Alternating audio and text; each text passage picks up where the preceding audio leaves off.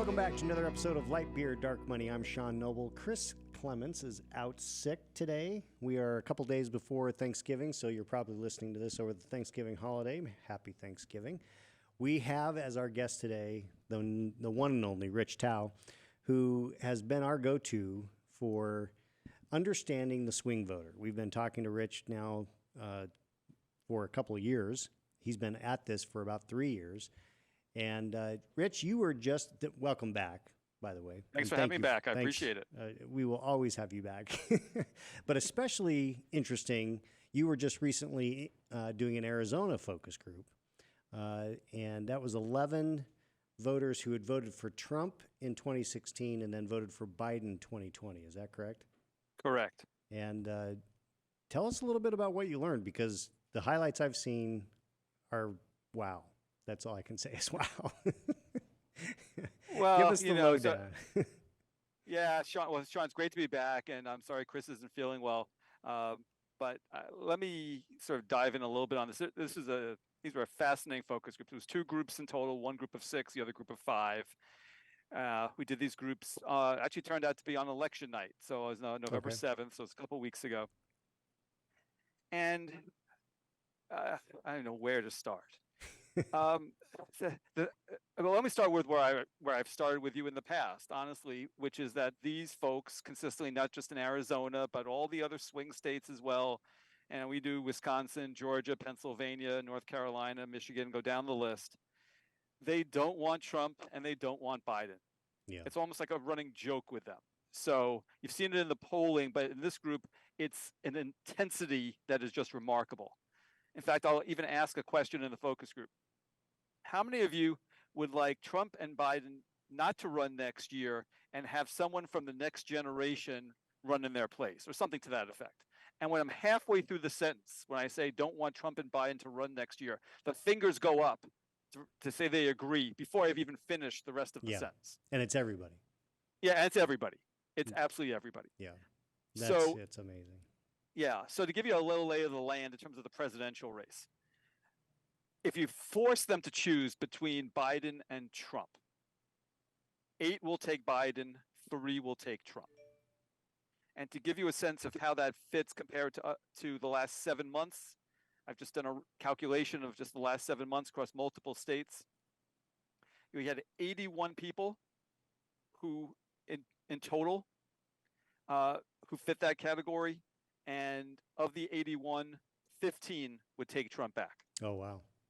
It's interesting that's a very interesting point, because it does go to the fact, because there's a lot of people who, and I'm frankly, I probably would put myself in this camp, that I look at Biden, I look at the age, I look at the cognitive decline, and I just think, I just don't know how this guy can win, even against Trump, because there is a base of support that Trump has. There's also a base of support that the president has, but it's that middle that matters. And I have been inclined to think that they would dismiss Biden to go back to Trump because of Biden's age. But what you're saying is that it's really just the opposite, that the vast majority stick with Biden and don't embrace Trump at this point. Yeah. So for some context, when we were doing these groups before the 2020 election, I had Obama to Trump voters. Mm-hmm. And what I found was roughly 3/4 of those people plan to stick with Trump as opposed to flipping to Biden. So this is very similar. There's a little bit more, a little higher percentage who would stick with Biden as opposed to jumping back to a Republican. But having jumped away from Trump, it's a big bridge to jump back to him, having abandoned him. Right. But that said, please let me I want to leave anybody with the impression that these people are looking forward to voting for Joe Biden.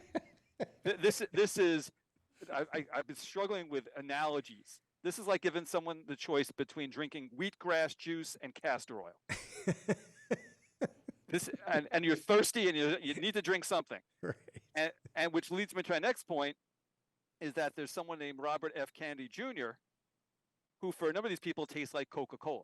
Interesting. And so when I gave them a three-way choice, rather than having 8-3 Biden to Trump, it became 5 for Biden, 0 for Trump, and 6 for Kennedy. Oh, wow. So these people, it's any port in a storm, Sean. Yeah. 6 of them would bail from one of the 2 major candidates and would take Kennedy knowing very little about him, but just wanting someone younger. And he's not that much younger. I think he's 69.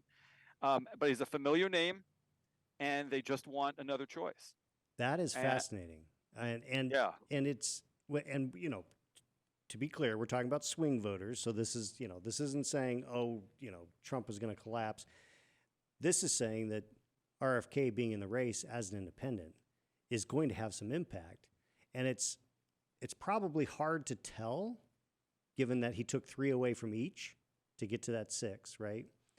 But so he's obviously hurting Biden, but he's obviously hurting Trump as well. I mean, it's basically, the question is going to be ultimately if he's on the ballot in some of these critical states, because he may not get on the ballot in every state, but he doesn't need to. As long as he's on the ballot in some of the critical states, he can have some impact on the outcome.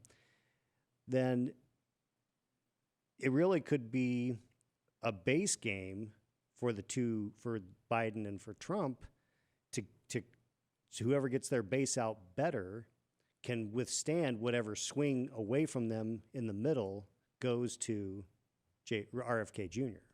Would you say that's probably accurate? I think that's accurate, one. The other thing I would say is that national polling, so not my little group of 11 people here, but you look at national numbers, seems to suggest that RFK Jr. would pull more people away from Biden than he would from Trump. Interesting. And you'll know whether he's pulling more votes away from Trump than Biden because that'll be the moment that Trump starts to go after him. Yeah, yeah. Good point.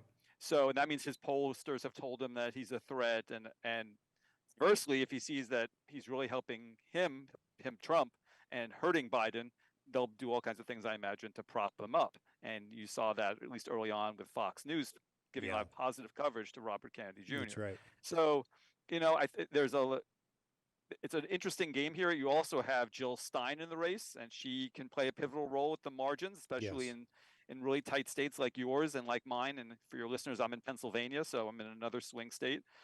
And you have Cornel West, who at the margins can make a difference in some of these races. And, you know, I was thinking, knowing I was going to be talking to you, I kept thinking to myself, who would I rather be at this point? Would I rather be Trump or would I rather be Biden? And I thought, well, you know, it's a pretty bad choice. If you're Biden, you're behind in the polls. And if you're Trump, you're going to be suffering through a whole year of trials where you could end up in jail. Right. So, like, which is a great choice? I mean, they both stink, honestly. But from an electoral perspective, all things being as equal as they can be, I'd give the edge to Trump at this point because Biden has too many other entities siphoning votes away from him, and Trump doesn't have that yet. Right. And it could be, I mean, we don't know. There could be some very conservative, let's say socially conservative person who decides to challenge Trump and siphon votes away from him. Could happen. Anybody out there who's planning to do it, but that person could be there who runs so far to the right that no person who would normally vote for Biden would ever consider that person, but would be a net loser of votes for Trump. So I don't know. It's an interesting question, but I think the story next year, at least as it's lining up now, it looks like these third-party candidates are going to be of outsized importance. No question, and more so, the most outsized influence, I think, since Ross Perot ran, and prevented George H.W. Bush from winning re-election. Well, you and I could debate that. I mean, some would say that Ralph Nader had a small role in 2000, you know, through the election to Bush over Gore. Sure. Jill Stein had an impact on Hillary Clinton's vote. I mean, again, just to remind your listeners, it was 78,000 votes in 3 states that gave the presidency to Trump out of 129 million cast. Right. You know, it was 44,000 votes in 3 states in 2020 out of 155 million cast. 0.03%, some like minuscule fraction of a percent. Yeah, I mean, it's what my point was that Perot polled from a raw numbers standpoint the largest we'd ever seen of a third party. way more than what Jill Stein did. But the impact that Jill Stein and Ralph Nader in 2000, and then Jill Stein in 2016. I mean, here in Arizona, Jill Stein pulled way more votes than what Hillary lost by here in Arizona. So that clearly had impact. And Yeah. so here, I mean, we're going to see chaos, I assume, because not only do we have RFK Jr., who is raising real money, getting real numbers in the polling. You have Jill Stein running on the Green Party slate again, which will have impact. It has before. Cornel West, who, I mean, he'll draw people that Jill Stein wouldn't. I guess I mean, sure. he's a well known on the hard left. I think of all the candidates, he's the one who's going to potentially attract the essentially what I'll call the pro-Hamas vote, because he has been really hard on the anti-Israel position, and which we can get to that, because I think that whole thing is rife with creating chaos. And then you've got no labels. And we don't know. Yep. I mean, Manchin's now out there saying, hey, I'm going to go across America. I don't know that I'm done. So, no labels clearly wants Manchin to be on the ticket. The question is, who do they get to go with him? And, what impact does that have? Does that pull from Trump? Does it pull from Biden? We don't know yet. But man, talk about what a crazy year we're in for. Yeah, no, it's a crazy year. And I should also remind your listeners that we've had former presidents run for president before, and in the case of Grover Cleveland, won a second term after losing the prior election. That's happened. We had Teddy Roosevelt run in 1912, and he came in second. The incumbent president came in third. Right, came in second as a third-party candidate. Exactly. Yeah. So but that's instructive, right? Because he split with Taft the Republican vote, and Wilson won the presidency. Right. So that's a real lesson, because this, I mean, Sean, as you know, this is all about arithmetic. You can't have more than 100%. Right. So there's only a certain percent you can divide up of the electorate that's going to vote left-leaning, and a certain percent is going to be right-leaning. And right now, Trump doesn't have people siphoning off votes from him, and Biden has a lot of people siphoning off votes. And just one other point on Cornel West. You've seen the numbers. African-American voters are not enthusiastic about Biden. Right. And a number of them, I'm guessing, already plan to stay home or vote for Trump, perhaps, or now Cornel West. Yep. So, or Jill Stein, or Robert Kennedy Jr. I mean, I had an African-American woman in my Arizona group who said that Robert Kennedy Jr. reminded her of the Kennedys that she had known, JFK and RFK. She was an older woman, and she liked what the Kennedys have done for America, and she wanted more of that. Yeah, that is a great point. The RFK legacy. I mean, so the Kennedy legacy of the civil rights movement and all of the goodwill with older African American voters, I think that's going to have some impact. That's a great point. I hadn't even thought about that until just now when you mentioned it. But that will have impact. Yeah, and ways that are almost impossible to foresee. Right. So talk to me a little bit about. I know you mentioned, or you had this was about a few weeks after Hamas invaded Israel. And tell us a little bit about what your focus group was thinking about that, and then maybe we can then step back and talk on a broader scale how we think this is going to play out just from a policy standpoint, but also politically. So the groups were done exactly a month after the attack. November 7th were the groups, and the responses were in broad stroke as follows. None of the people thought Hamas was justified in attacking Israel. None. Well, that's encouraging. That was encouraging, yes. And about half of them thought that Israel was correct in going after Hamas in response the way that they were. Okay. So there wasn't like there were Generally speaking, most of the respondents were supportive of Israel and were, I guess, on the side of Israel. But there was a real mix of opinion about whether Israel was going overboard in its response. And I had a number of respondents who just thought that their military actions in Gaza were indiscriminate, and they were not happy with the way Israel was carrying it out. It was less about the justifiability of responding as opposed to the way they were responding. Right. So they thought they were fully justified in responding. It was how they were doing it. That's where the question came in. From a political perspective, I asked them whether they approved or disapproved of the way Biden was handling the situation. So I had 3 who said that they approved. Now, that doesn't mean that 8 disapproved. I had 8 who are still standing on the sidelines, not sure whether they approve or disapprove. Right. So I had no active disapprovals. No one said to me, I don't like what he is doing as president in this situation. But I'm not sure what he's doing. I'm waiting to see how it works out. I'm not aware of whether he's doing that much. I had one person who said, I'm not really sure that he is responding at all. I think it's other countries that are doing more than we're doing. So there's a real mix, a hodgepodge of sort of reactions to Biden. But importantly, none of the 11 thought Trump would be doing a better job. Interesting. And there were real concerns this month. And I asked the same question a few days after the invasion on October 11th with swing voters in Georgia. And none of those people thought Trump would be doing a better job. Interesting. So, okay. Yeah. So this is what's so interesting, right? Which is that you would think that this would accrue to Biden's benefit if they think Trump would do a worse job. But the Biden people are not standing up and saying, we're doing a better job than Trump on this issue, I guess for whatever geopolitical reasons. They don't want to over-politicize this at this point. But there were huge doubts about Trump's ability to manage a crisis like this. The doubts about Biden were just, again, not so sure what exactly he is doing. Right.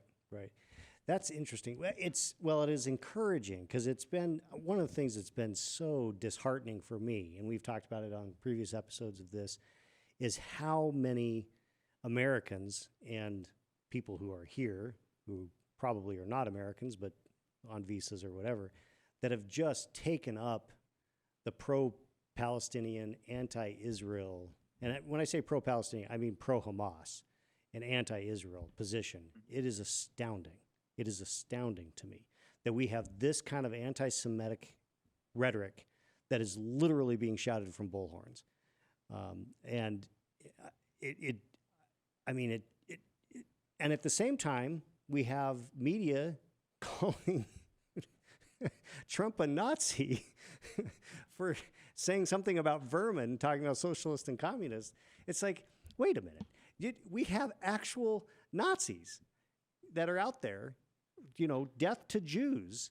And, oh no, they're just, expressing their free speech. But this guy, he's really bad. I mean, I think this is an inflection point in our country. I don't know where it goes. And I think that, to Biden's credit, he's been pretty good. His first speech coming out of this was strong.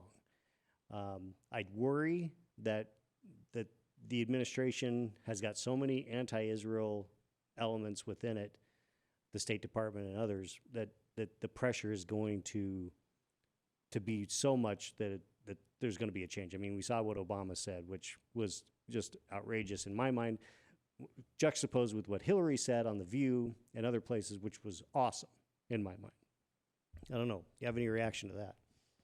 Yeah, I mean, the thing to be aware of when it comes to the swing voters in particular is that they're not paying hyper attention to everything that everybody's saying. In fact, half of them told me that they're not paying close attention to the war between Hamas and Israel. Right. So, again, what matters to us, Sean, what we pay attention to every day, we're weird.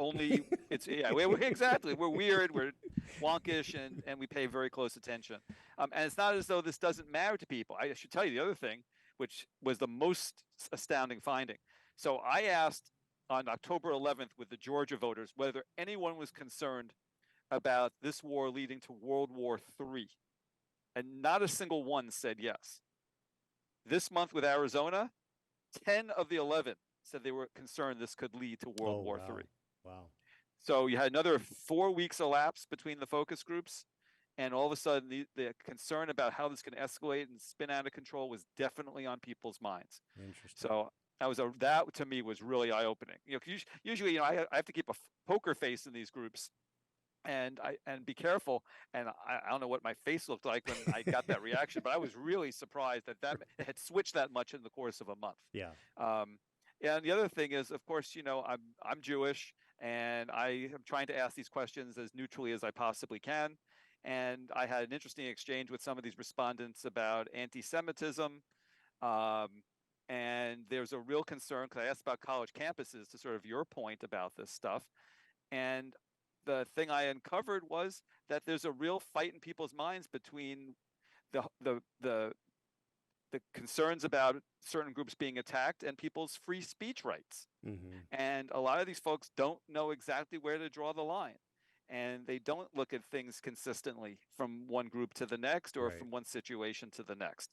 So there's a real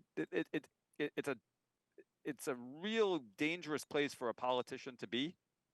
And for one who is trying to deal with these particular swing voters. I mean, your base, obviously, if you know what your base is, your base is your base. Right. And one would argue that Biden has not helped himself with his base at all by taking the staunch position for Israel that he has.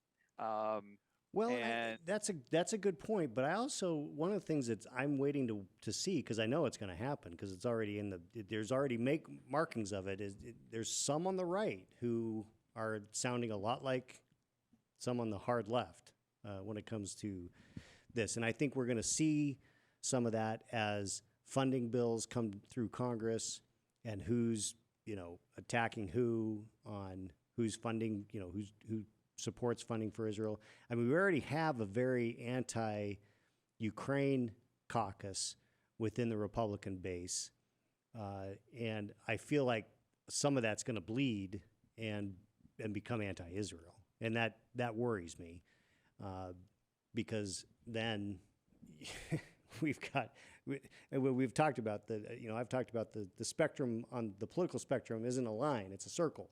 And so hard left meets hard right at the bottom, and here we are. Yeah, we've seen it. We're seeing it, and that the challenge is making sure there's a sizable zone of tolerance in our public discourse for multiple viewpoints, and for, I would argue, being helpful to allies. Yeah.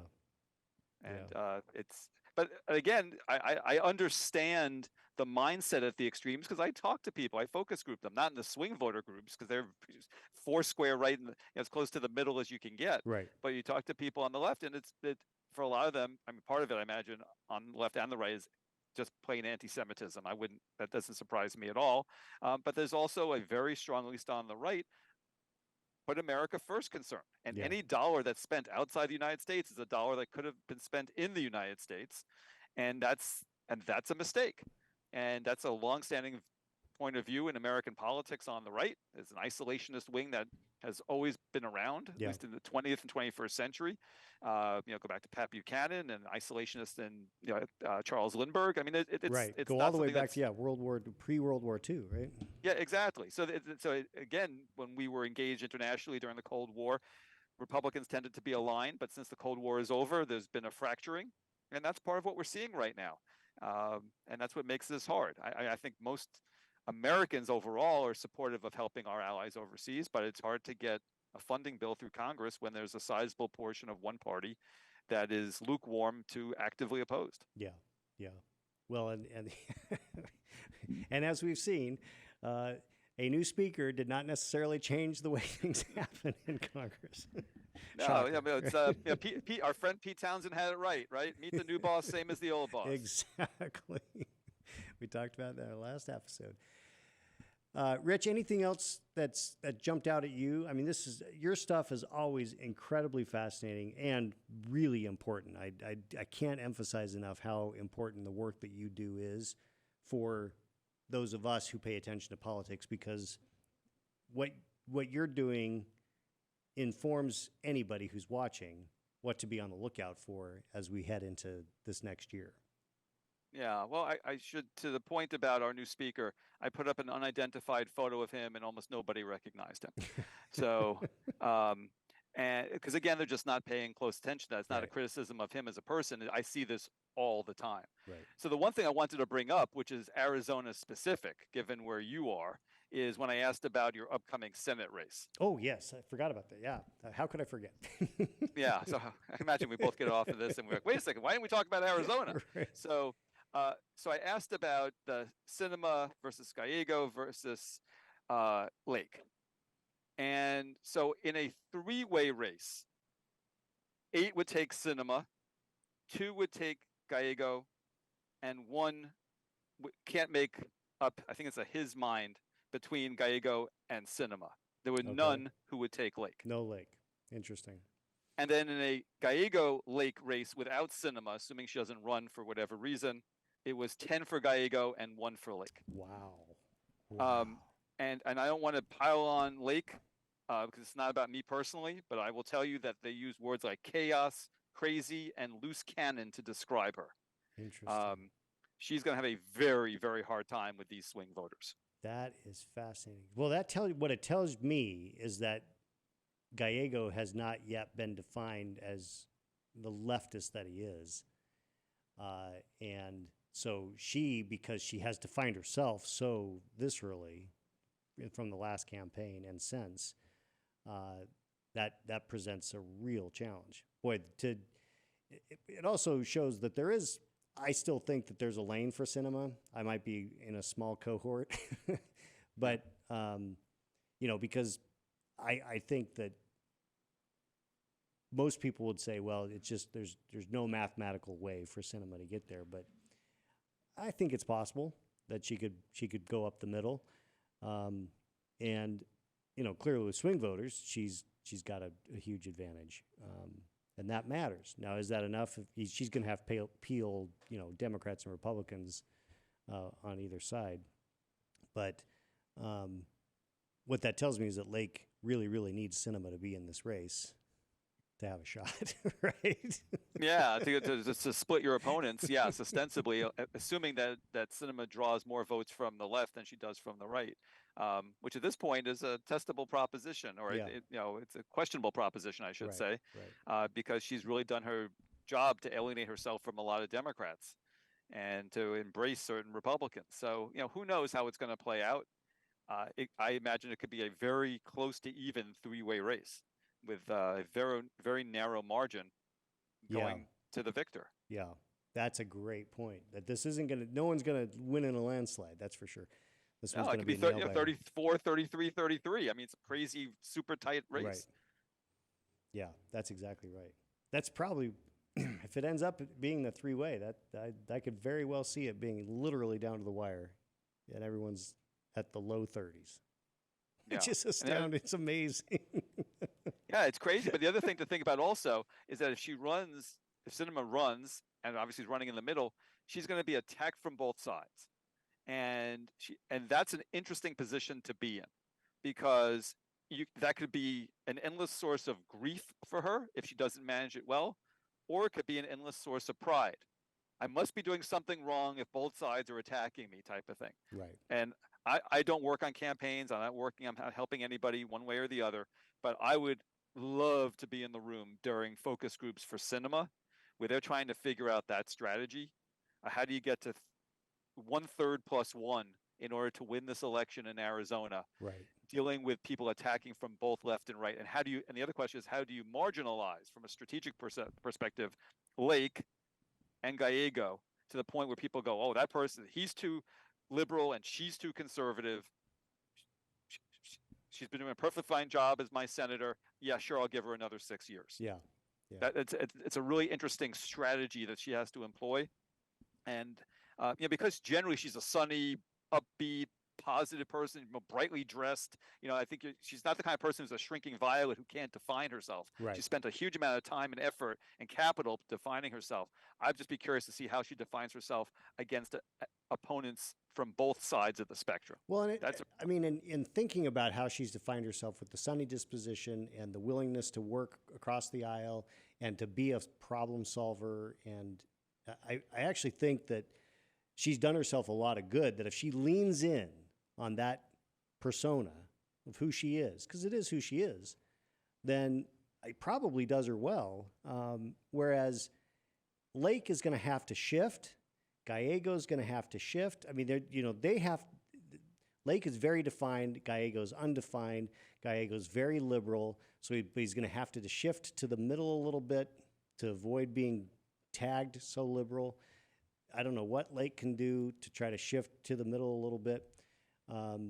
But as a result, both Gallego and Lake are going to have to be more negative, and that's going to allow, I think, Sinema to stay absolutely positive, which may work.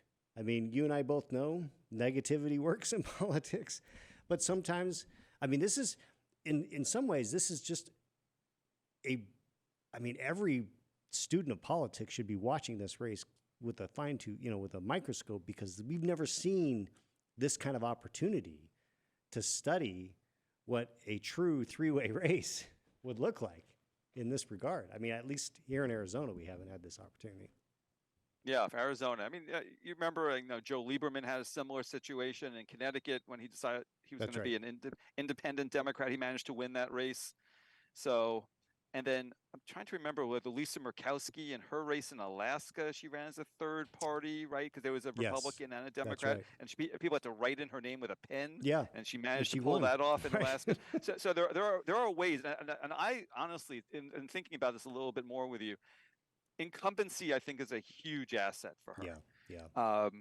And I mean, I don't know what her positives and negatives are in Arizona. Maybe you'd have that off the top of your head. She's upside down. They're all upside down. Yeah. But the question is, how upside down is she relative to Gallego and Lake? Right.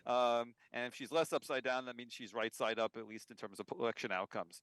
So I'm very curious to see how she manages that race. That's going to make a huge difference, and obviously it could make a huge difference in the outcome of the Senate and who's ultimately going to be in charge of it come 2025. Yeah, because with Manchin retiring, I mean, we're essentially going to almost a guaranteed 50-50 at minimum. And then if Ohio or Montana go Republicans' way, then Republicans have it. If they don't, it depends on the presidential election. What happens here. So it's now a true jump ball, true jump ball. So and same for the House. I mean, it's going to be very close in the House. Exactly. Yeah, tell you, the House is not doing themselves many favors. That's for sure. Yeah, no, and we're not done. I mean, you're going to have this mess in January coming down the pike, and you're going to have a lot of very unhappy people who are going to say, and there's a great piece about it. I know how many of your listeners read the Washington Post for a variety of reasons. Maybe they don't, but there's a great lead story in the Tuesday edition asking the question, what are conservatives getting for all the tumult that they're imposing on themselves? Right. If you're getting a policy end that you're excited about, and there's some pot at the end of the rainbow, that's great. But if it's tumult and all you're getting is no legislative action that you can go home and vote for, or take credit for, I should say, then that's a real problem. Yeah. And I think it's been a real curse for them to have such a narrow majority. They're not managing it in a way that you would expect Republicans to. Sean, the old line, Democrats fall in love, Republicans fall in line. Right. And we're seeing the exact opposite. Republicans aren't falling in line anywhere. No. So it's really amazing to watch. I mean, obviously, for the sake of the country, I hope they're able to figure it out. Yeah, same. We'll see. I don't know. I don't have a lot of hope right now, because until they do something to punish Matt Gaetz and the others, I just don't see how this resolves itself, because there has to be some consequence. And so far, there have been no consequences other than we're getting the same o. Yeah. Well, but again, to me, this gets to a much larger question about why people run for Congress in the first place.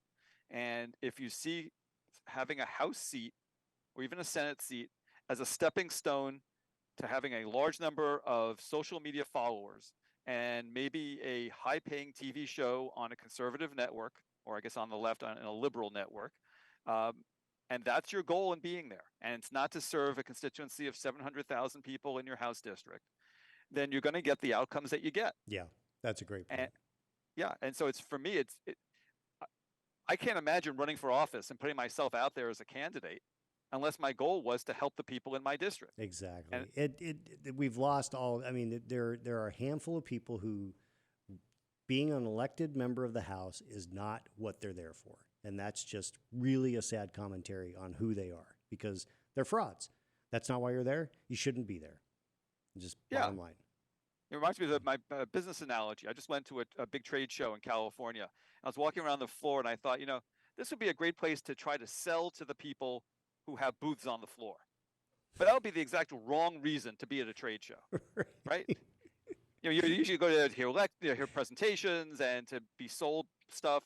To go there to sell to the people working on the floor is completely preposterous. Yeah. But that's kind of like the business equivalent of people going to Congress in order to sell some other thing that they do that has very little to do with legislating and everything to do with promoting their own agenda. Yeah. And the sort of perversion of it, it gnaws at me. I absolutely drives me bonkers. Yeah. Because people used to complain when we were kids, people were running for office in order to see it as a stepping stone to higher office. That almost looks quaint by today's standards. Right, exactly. I wish that's why they were doing it. Exactly. Yeah. I mean, at least you want to establish a legislative record so that when you run for higher office, you can say, well, I achieved this, this, and this. Exactly. Now they're there to stand up to say, I poked my finger in the eye of the Speaker of the House in order to get you, my audience of social media followers, riled up so you'd give me more money or do whatever else to make me more famous. Yep. And how do you manage that? I mean, think about someone like LBJ, who is like the legislative master, who's able to get everybody to bend to his will. What the hell would Matt Gaetz say to LBJ if LBJ were around today, say serving in the House in leadership? And what would LBJ be saying back to him? I mean, I honestly, in a world without incentives, legislative incentives that are enforceable, you have utter chaos. Yeah. You cannot run an institution that way as a leadership. In a leadership position in the House or the Senate. It's impossible. Right. And here we are. That's what we have. And here we are. Chaos. So, well, we may have utter chaos in the House and the Senate, but we're happy that we can cut through the chaos with you and your wisdom, and we appreciate it. And we'll have you back again, probably sooner rather than later. But we appreciate your time, Rich. Well, it's been an honor to be on. We'll probably be doing groups in Arizona again next year. I'll certainly let you know. And I hope your colleague Chris is feeling better. Good. Well, we appreciate it. Where can people find your stuff? Thank you. So all the videos from all our focus groups are on our website for free, no charge, fully accessible at swingvoterproject.com. Awesome. That's swingvoterproject.com. Great. Well, I encourage our viewers, listeners to go watch that. Again, thanks a bunch, Rich. You have a great one. Have a happy Thanksgiving. All right. Thanks, everybody.